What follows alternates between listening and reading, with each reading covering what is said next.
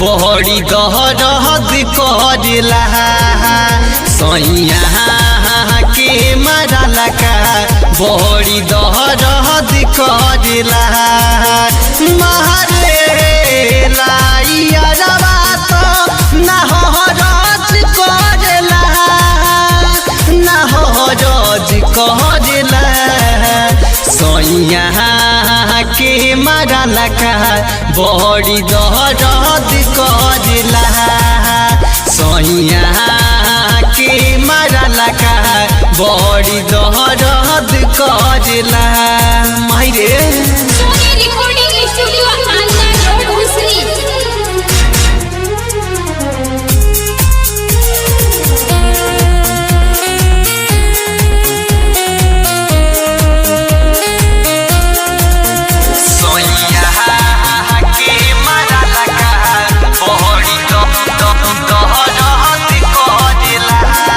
नैहर में सखी हमरो यारवा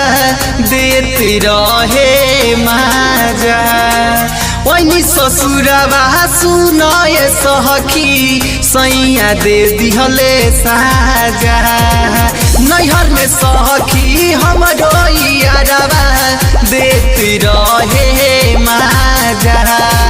वही ससुरवा सुनय सखी सैया दे दिहले साजा मरले ऐसन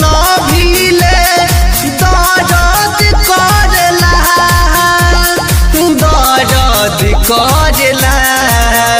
यारवा के मारला का नाही हरज करेला सैया के मारला का बड़ी दर्द करेला बाप रे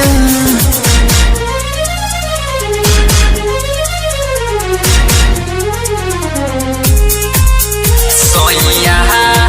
के मारला का बड़ी दर्द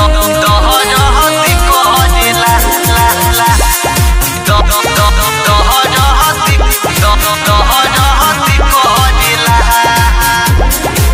सुधी सने ही हमरो यारवा निक रहे नैहर में बानी हम तड़पत सुनय सखी जय रंजन के घर में विनोद बाबा हाली हमरो यारवा निक रहे नैहर में बानी हम तड़पत सुनय सखी संदीप के घर में बानी परेशानी में जियारा बहुत डरेला जियारा बहुत डरेला सैया के मारला का बड़ी दहरद करेला